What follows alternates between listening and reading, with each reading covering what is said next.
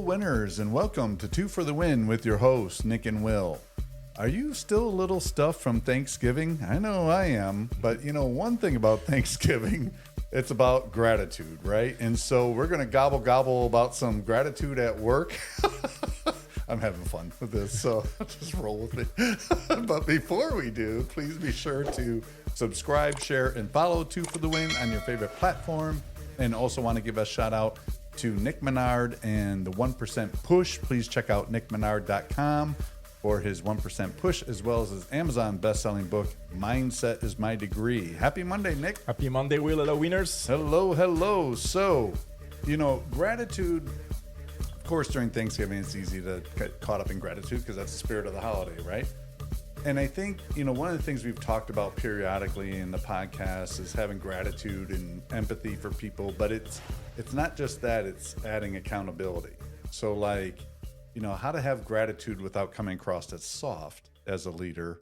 But there's an art and a science to that. So that's what we're going to dive in today. You want to give any high level thoughts before we jump into our favorite segment? I know. Well, for gratitude, I mean, it's we always said celebrate the wins and stuff, so that's an instant gratification and gratitude that needs to be done, that I know a lot of people are not doing and waiting for the monthly, quarterly, semi-annually, annually, whatever you call it, like a reception at work to share all that works well during that time. But I think instant gratification is very, very important. But in this period of gratitude, it's very important to be able to share what we are grateful for. And it's about work, it's about outside work, family, friends, anything like that. So I think it's something that we all should be reflecting in. I talked to some people actually last week during the Thanksgiving week, people from my teams, in travel and my main job as well.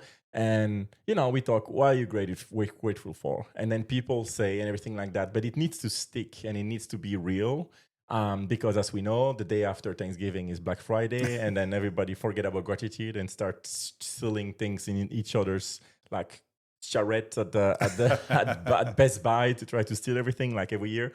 No, but more seriously, we need to really pay more attention and able to put. Someone even told me, I like to put on a paper, once a week, I put the gratitude of the week. Mm-hmm. And she actually reflect on different weeks where she had gratitude and realized that she forgot to give follow-up on some people that she was grateful for because it was months before. It was a client in some case. Mm-hmm. In another case, it was someone who helped her during a difficult time in her life. But it's I like that because it allows you to not forget, because life goes on and then you start forgetting. So I like the fact to try to reflect to yourself. You don't need to share that with others, but what you're grateful for, and then going from there. But in this episode, we're going to talk about that in business, of course.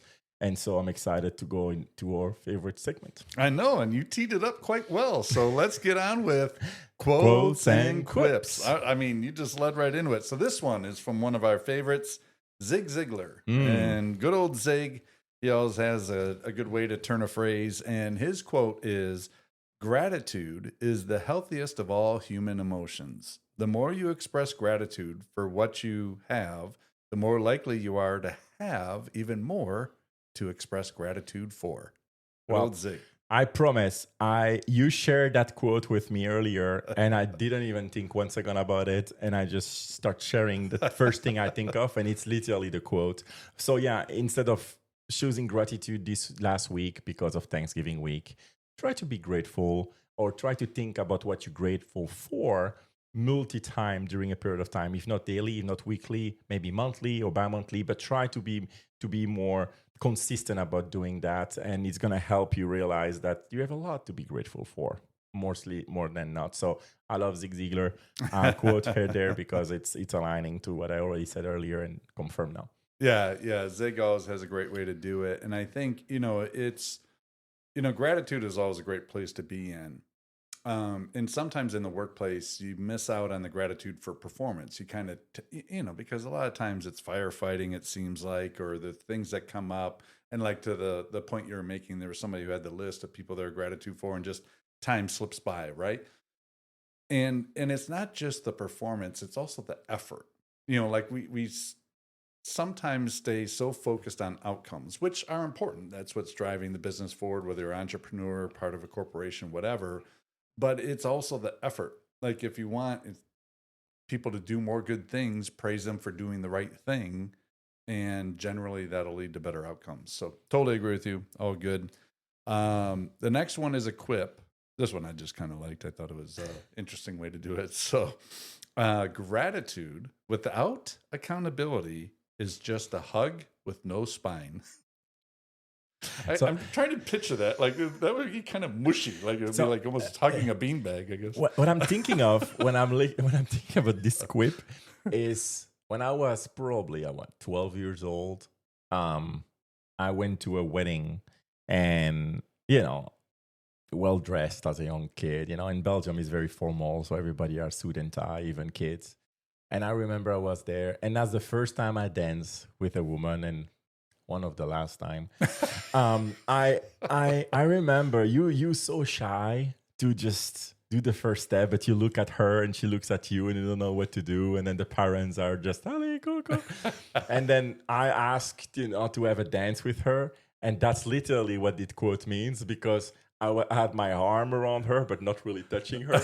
So she was like, and she put her arm on the side, but barely touched me as well. So it's, that's the first thing I thought of. Nothing to do with this episode, but that's the first thing I thought about hugging with no spine. So when you're too shy to touch the person, and because I was young at the time, and so so the first thing I thought of, but it's a great metaphor, because basically, if you don't put the intention into what you're grateful for, or if you don't want to think about what you're grateful for because you have a million things in your mind about things that are more important than than you believe, that aspect is wrong, because you need to take time to tell yourself about what you're grateful for, but also follow up with whoever you're grateful for and said, hey, thank you. Thank you, who helped me in this situation, or you helped me understand better your point of view, or you help me understand the point of view of that person, or sometimes it can be a thank you. It's 2 letter, but that's so strong for gratification, and people try to figure out the good way to actually show great gratefulness. Just keep it simple, like everything in life. Hey, thank you, I appreciate you. That's worth so much more than a long dialogue or monologue about the why. Yeah, no, absolutely. And I think, it's important that, the thing that we've been talking about lately is having that accountability. So when you're grateful for somebody, so like, let's say somebody normally does a really good job, and let's say they mess something up, mistakes happen, right? One way to express gratitude, but with accountability, would be like, totally understand this happens, and I know it falls short of the expectations of your standards of excellence that you've shown, right? Hard for somebody to be defensive if they get that kind of feedback, because you're basically saying, hey, I appreciate the work that you do. I understand this was a mistake. You now see it was a mistake. How are you going to make it better to live up to your standards of excellence going forward? So it's an interesting twist versus, sometimes I think people, especially leaders who are overly amiable, it's almost like, oh, it's okay, don't worry about it. And they just set it on the side. And that's not necessarily helping the person, right? Because, I'm not saying to browbeat them, of course. I'm not saying that at all. But it does help to show, keep those standards of excellence and let them know, hey, I get it, that it was a mistake made. Don't worry about it. But also kind of, it fell short of what you normally do. And then I think it lets people know that A, you notice their quality work normally, and B, what happened doesn't meet the standard. You can be grateful and still hold people accountable. And that's the tricky part. The tricky part about what you mentioned earlier, when you like the effort, and that's why you have some leader who are not made to be leader, and that they may not be coachable or will never get there, not because they're bad people, just because they don't have it in them, is that they always said, my team are amazing. I love my team. Each person individually are fantastic. We don't make the number, but they always find bunch of excuses why. That's not leadership. You need to hold yourself, your team accountable. And if it doesn't work, you need to fix it. You need to coach the people up, and telling them that's maybe not a role for them. It's holding them accountable and actually respect them, because if you you tell them, okay, I know you do your best all the time, at some point that's not going to fly anymore. Unless you are in a non-profit organization. Right. But if you do, you need to actually be intentional about, hey, I'm grateful for you. I love the way you interact with others in team setting. I love that you always bring ideas to the table.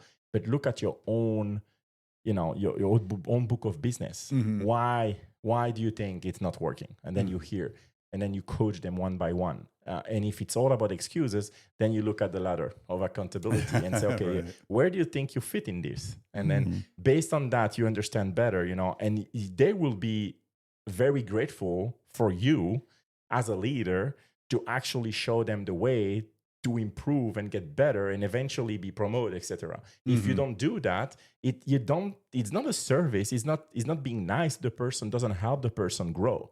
So stop thinking about the way the person may feel right now. Think about how the person will feel in the future if they actually hold themselves accountable and are coachable to get to the next step. So gratification is good, but you need to also hold accountable for the things that are not good.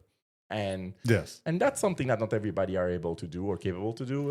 And you need to be able to recognize that. Yeah, no, 1,000%. And I think there's, we've talked in the past about intentional appreciation. Like we have in my BU, every Friday, senior leader is asked to find one person in their organization that they did something well and give them specific feedback. So not, hey, you did a great job last week, or hey, way to go, you worked hard.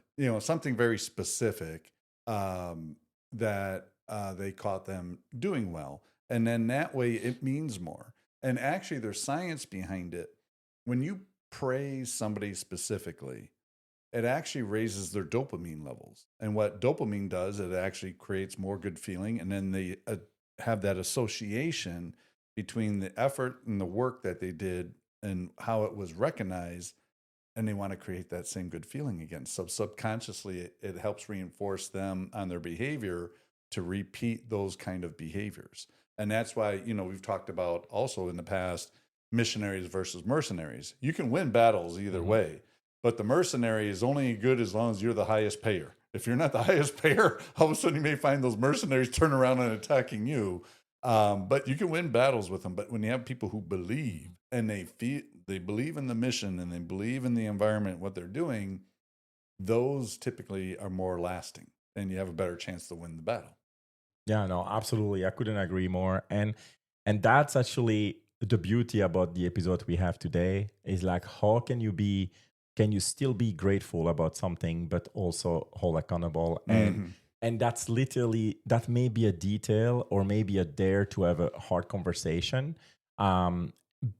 You cannot go all in about all the negative, but I mean, rarely if someone, then it's an easy job. If someone is all negative, you don't see anything positive to say about a person, then it's very clear cut.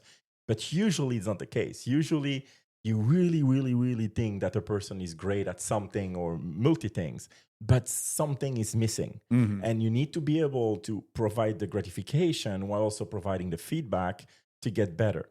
And most of the time, the person will receive it properly if it's delivered the right way. And that's why delivery, like everything, we mentioned multi-time, but delivery in delivering the gratification piece when you are within a work environment is very important, the how you deliver the message. Yeah, 1,000%. So I'm going to read 6 applications of leadership gratitude, high level, and then you tell me where you want to go with any one of those 6, okay? So there's gratitude for effort. We talked about that a little bit already. Gratitude for candor. So people may be pushing back against the status quo idea or drinking the Kool-Aid and stuff. Gratitude for accountability. Gratitude for initiative. It's a little bit like effort, but gratitude for collaboration and gratitude connected to mission. I like the candor one and the accountability one, because those are the two that I think number 2 and number 3. Very good. So here's a couple of activities and then you run with it however you want. For candor, one activity, practice thanking somebody for challenging you, somebody going against the grain of what you were saying. The accountability, the activity suggestion is, quote unquote, own the miss, role play with proper gratitude response. Mm-hmm. So, Well, I directly think about something, and it's at the time that we were working in the same business unit, and I was grateful of you. It was a person in the BU who was never able to connect with their partner. You know, like it was a disconnection, and we couldn't figure out what. And both sides, so from our side and their side, they wished to have an other partnership. So the easy decision, and I was what I'm going through, I was like, okay, let's just figure out a way to split them and just put them with other people, you know. And I remember I was in your office, and you challenged me to say, okay, why don't you try to figure out the root problem first? Because it was, to give things in perspective, it was a brand new team that I came in, and that's the feedback I received from day one, that it was a big disconnection between those two people. And so you challenged me to do that. So which I did. I went to, and I spoke one, in each person, understanding the why and the how. And literally the communication was the problem. They were not connecting the right way because they communicate differently. And it felt like they were not understanding each other. But the problem was like more on personal level. They could not communicate the right way. So I coached the person on my side to, what if you communicate differently? So you say the same thing, but communicate another way, And basically by doing so, they didn't become best friends, but almost. And and that was literally avoid a bunch of changes that would have made situation easier, but maybe create other problem. Instead of that, actually understanding the root problem and sharing that, hey, you are doing a great job, and the other person is known to be an excellent partner. It just doesn't match. So try to change a little bit the way you communicate. Why we don't role play? And we role played about a couple of situations that they were going through, and we just changed the way to communicate. Then she went to him and started discussing with a new format, and then they start having better and better and better results. And at the end of the day, we did the opposite. We put all their account together. So they were so understanding. They had such a great understanding of how to work together that they became a very strong duo in the company, instead of being two people that are just not able to communicate. So sometimes detail and a little bit more understanding of the root problem can help navigate situation way better. But gratitude to you to be able to actually challenge me and not say, okay, no problem, like most people would have done probably, because it was a long standing issue, to actually challenging on that, and it help in the future. And we use that duo a lot of time to explain how to fix other problem within the region and not even outside my region. So that's an example of gratitude. I love it. Gratitude for your openness to be, to give it a try. And, you touch on something that is a core issue at times for people. It's, do I do the easy thing or the right thing? Because a lot of times those aren't the same things. And you had the openness to at least explore that with that person, do the role play, have the coaching, and then it led to the experience that you said. So that, which is great, right? That's not always going to happen, but it's worth the shot, and you saved yourself a lot of moving of accounts. And usually there's a phrase I use quite a bit about, do we really want to open this Pandora's box? So if you do the easy thing and you just move everything in that situation, what's to stop the next person who hears about that? Then they bring it up, and then why not move it for me too? And it just creates more headaches down the road than the short-term discomfort of trying to get them to figure out a way to communicate well together. Absolutely. Yeah. All right, cool. Let's see what else we have here. So some common pitfalls I'll cover real quick. And curious your thoughts. Again, pick any one of these 5 or 4. Sorry. Toxic positivity. Now that's an interesting combination of words, right? Blanket praise. We kind of touched on that a little bit.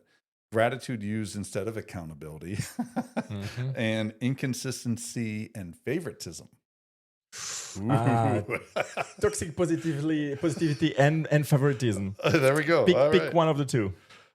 I think that why don't we go toxic positivity? So you want me to kick off some thoughts? Yeah, Or, kick off something. So toxic positivity in my mind, and this may not match up with Webster's dictionary, I don't know, but it's people. It's like the Lego song where they keep singing in the beginning, everything is awesome. Maybe they got the little Lego guy going on the video, I don't know. But like, no, not everything is awesome. Not, and we talk about glass half full. You can say I do believe there's always a silver lining to every adverse situation. But that doesn't mean like everything's fantastic. Like if somebody lost a massive account, I wouldn't be like, you gave it your best, great job. No, it'd be like, let's do a post-mortem. Like what happened? Educate me through what can we do different next time to maybe drive a different outcome, right?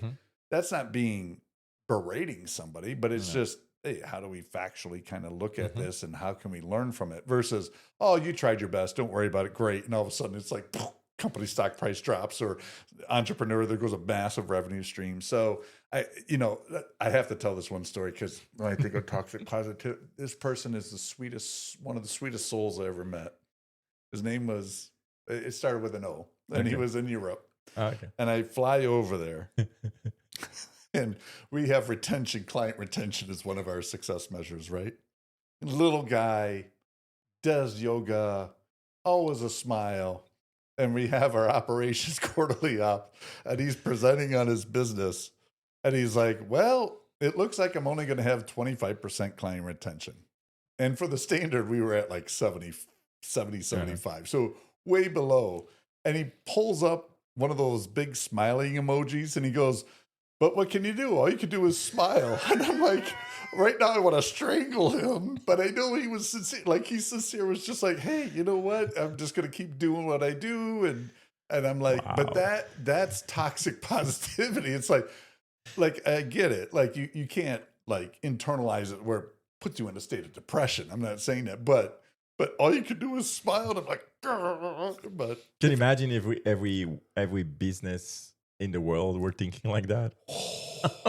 I know. So anyway, when I think of toxic positivity, I think of our little friend over in Europe who is a good soul, but it was not a good match. No, well, I think you nailed it on that one because I think sometimes it's very hard to have difficult conversation with some people because they are so nice and so fantastic. But that's where you need to put yourself. Okay, there is the person aspect and there is the business aspect. Nothing is personal, and that's something I usually start when I have difficult conversation. Listen, this is not a personal statement. This is not a personal conversation. This is a conversation about what you are hired to do in the business and why it's not working, and we need to fix it. All right. So I appreciate you as a person. I think you're amazing. Don't change your style. Don't change who you are. But definitely change the way you approach, business, because this is not going to work. And I see, and it's mind blowing to me. I see so many people not having those conversations because they like so much the person. Yeah. And I think that's why it's like that thing that's very important in business, because when you work every day with the same people, you grow feelings or positive feelings about people. And you always connect on certain level, like sport, like music or travel or something. And then that person is not succeeding week, months, quarter. You need to have that conversation, but how to approach it. When people you have no affinity with, it's easier. Oh, sure. Because you just say it the way it is. But actually the challenge is when you have because we always said we want to create a culture. We want to have a positive culture in whatever business we are in. But the culture bring people together. Having those difficult conversations when the business are not running the way we want it to, that's when the difficult conversation are actually more important than ever. And that's part of the culture. So people understand we want to bring people together. We want to have a solid team, like everybody help each other, but also hold each other accountable, and I will hold you accountable, you hold me accountable. And when there is accountability three way like this, you succeed because the culture is there, they accept accountability, but it needs to be consistent. because you cannot do that once a year or once every, we always say that when it comes to a review, like it can be a mid-year, end of year review, or any kind of review you guys do, that should never be a surprise. Right. The review should be a confirmation of what you already discussed for multi times. So that's why, when you do those reviews in businesses, usually my reviews are very short. And it's not because I don't want to spend the time with the associate or with the managers or anything like that to actually, I don't want to spend the time for them to understand. It's because there's no surprise. So we already discussed that. So I do a summary and we move on. And so that's my part of, understanding how to mix culture with accountability. Yeah, I totally agree. And, we talked a lot about feedback shouldn't be an event, right? If you're giving feedback ongoing, it shouldn't be an event like mid-year, end of year. It's just part of this cycle of what you're doing. Same for gratitude. Gratitude should not be an event.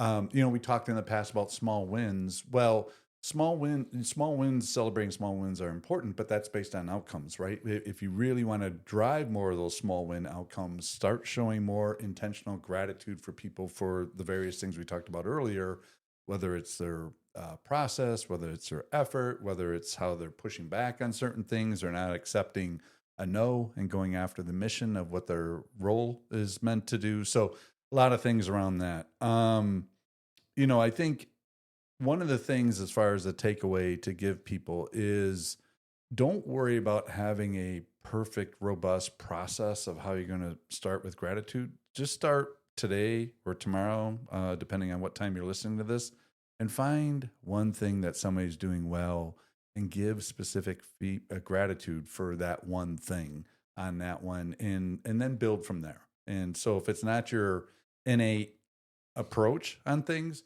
just start with a little bit. I think you'll find that as you do that consistently, just maybe do one a day or whatever with somebody. And it could be somebody you work with, could be somebody personal, whatever it may be, a stakeholder. I think you'll find all of a sudden people will start reacting a little different around people like that. And you'll find that performance improves over time. And eventually you'll even have things like people are staying longer with your organization, whether you're an entrepreneur or in a company, because it's just like relationships. People want to feel appreciated. So be specific with your gratitude, but hold them accountable. In fact, that probably is another episode we should do in the future about how to maintain high performers. Because I think that gratitude and accountability resonates with hypos or high performers on that. But any last thoughts before we wrap? No, I think it's a great segue for a future episode, like how to have more non-regretted instead of regretted nutrition. Yeah, for sure. Yeah, when you think about the cost of that. All right. Well, I think I digested a little bit more turkey through that. So that was good. That got the blood flowing and more digestion coming to get rid of that Thanksgiving calories. But that'll do it for today's episode, winners. Again, please be sure to subscribe, share, and follow. 2 for the win. And shout out to nickmenard.com and the 1% Push, as well as his Amazon best-selling book, Mindset is My Degree. Thank you for listening. We'll see you next Monday. Be well. Bye, winners.